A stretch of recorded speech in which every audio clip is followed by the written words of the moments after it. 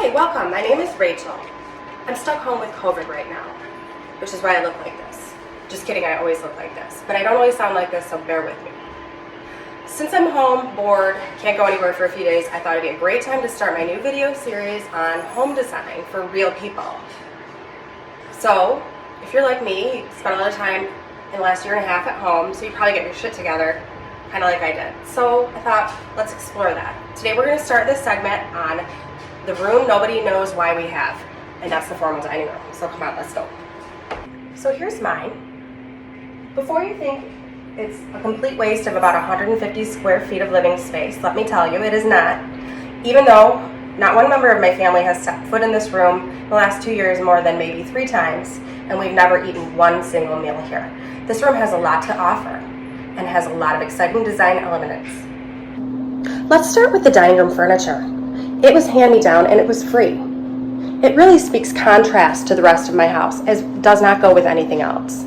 It tells my guests when they arrive that I'll put just about any design in my home as long as it's free. We especially love the Golden Girls feel that it gives the rest of the room.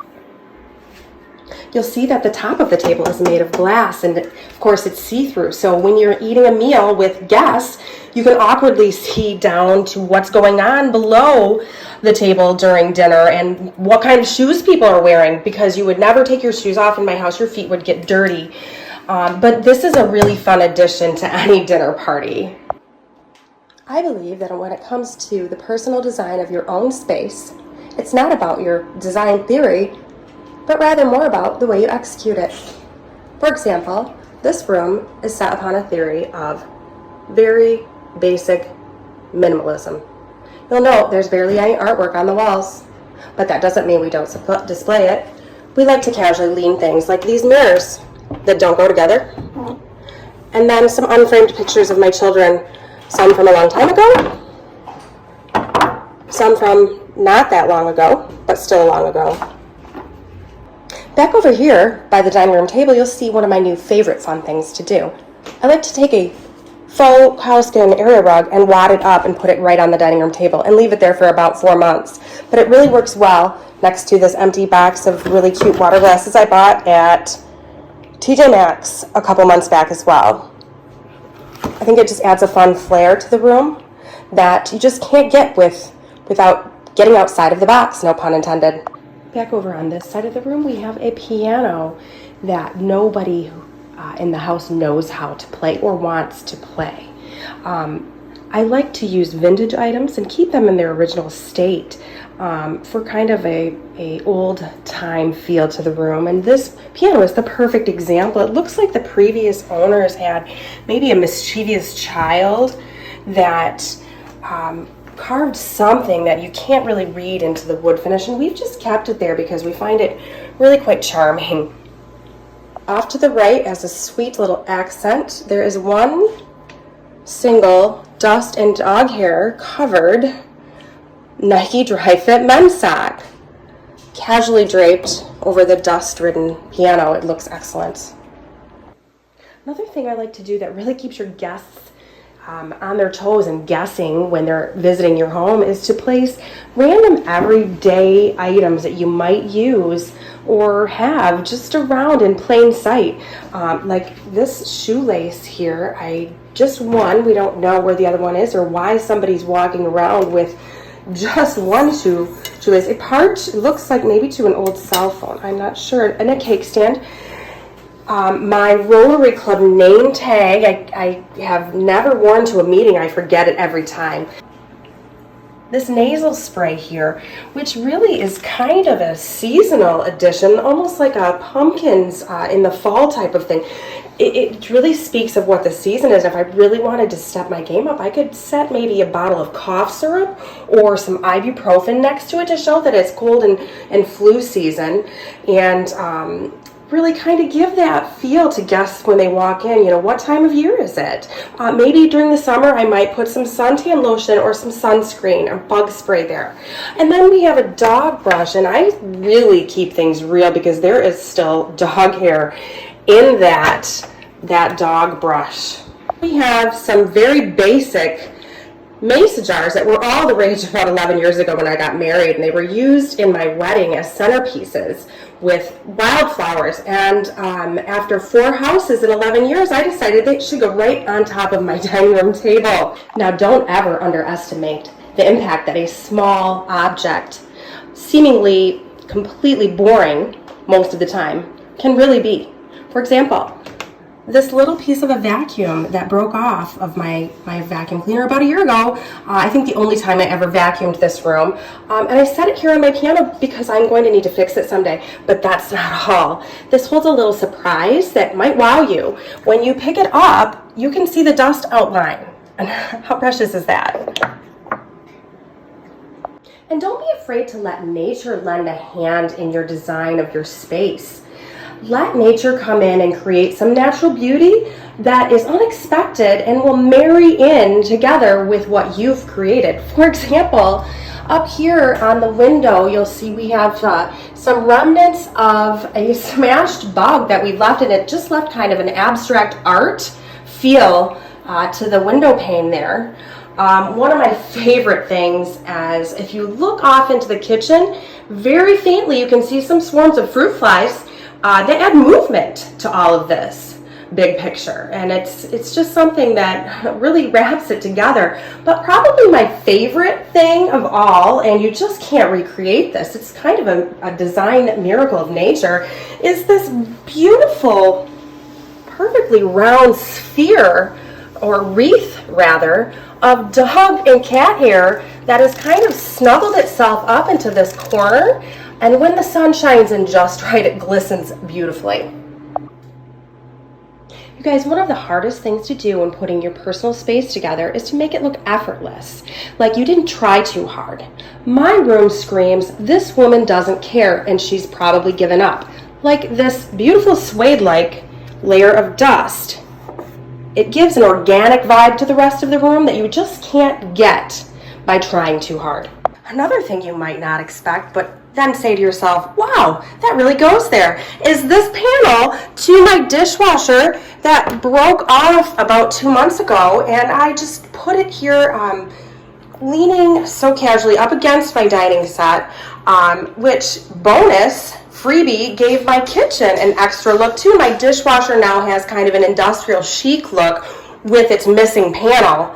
And look, oh gosh, there's another leaning mirror back there. This is all just goes together and balances each other out. It's adding kind of more layers and texture to the room. By now, I'm sure you're sensing a theme of one of my favorite design elements of placing quotation marks, accidental elements around the room that add some fun and playful moments to areas of the room. Like this TJ Maxx bag, it's kind of crinkled and ruffled a little bit, so it really goes with the rest of the aesthetic of my house. And it might look like it's there for no reason, but if you look inside, there's a whole bunch of wadded up grocery bags, but there's more than meets the eye here. What really brings this together is the contents of my son's 6th grade backpack that he unloaded in here the morning of his first day of the 7th grade so he could free up that backpack to use this year. Of course, one of the most important functions of a formal dining room is seating. My family has only 4 people, yet you'll see I have about 17 chairs of varying styles and placements around the room. Some of the chairs are under the piano for somebody who might sit there and play the piano, even though nobody does. One I've kind of tilted sideways here, and I don't even know where that chair came from. It doesn't go with anything. Some chairs are half pulled out. Some chairs are pulled all the way out to look like, hey, come sit in me. Have a drink. There's liquor right behind you. Some chairs are pushed up against other furniture with items placed on it.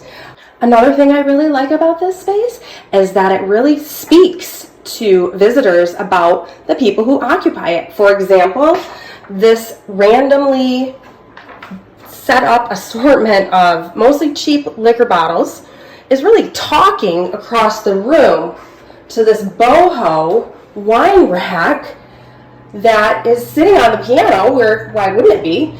And this bottle of wine says, My owner's not pretentious because I'm cheap. And there's only one of me because she drinks them as fast as they come in usually. And the only reason I'm still here is because she has COVID.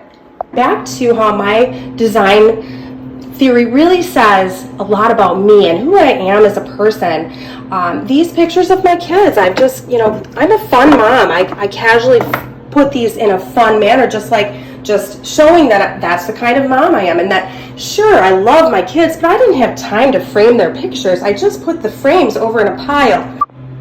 Now my house isn't huge, so I have to get clever when finding storage space. So sometimes you can put items in plain sight and beautify them, and they'll add just a little flair that wasn't there before. Like this wicker basket down here, I have put an old kitchen faucet in that is broken and will never work again, but we keep it.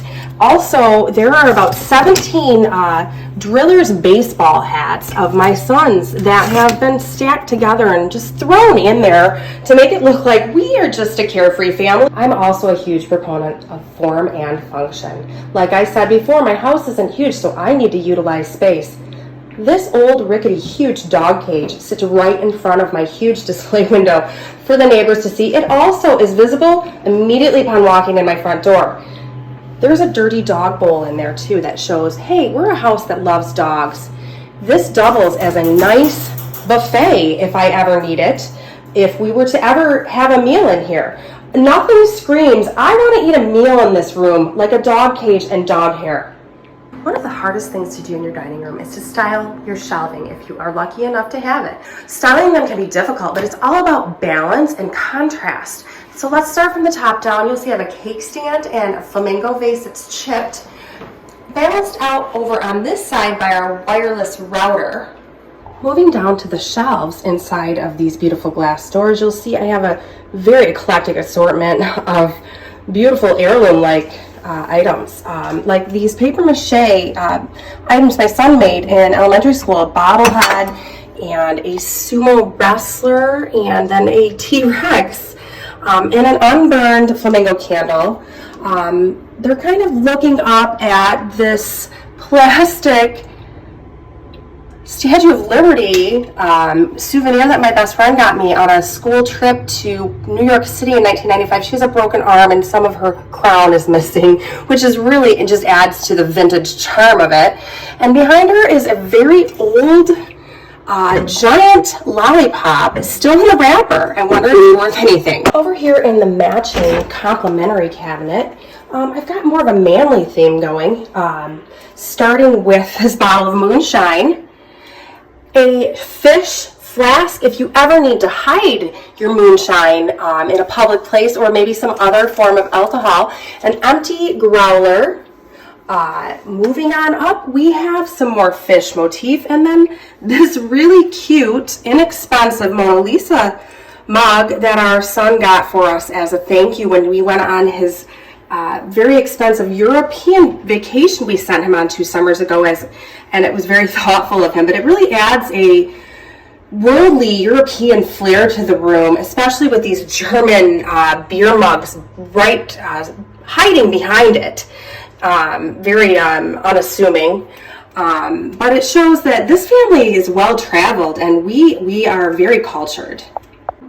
And back down to the lower shelf, you'll see we have a giant seashell. So, bringing in that seaside village feel to the room, because we're here in the middle of Michigan with no ocean anywhere nearby. Why wouldn't we want to bring that into our design scheme?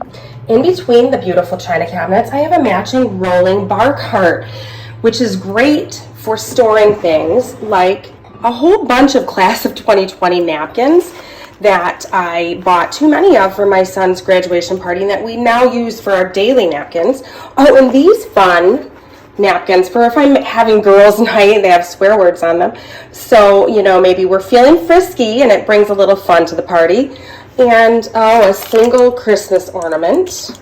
I hope you've enjoyed this little tour of my formal dining room, and that hopefully you've taken away some good ideas. Now, don't be afraid or shy away from putting any of these into practice in your own home if you don't have a formal dining room. These practices transition very well into an open concept floor plan.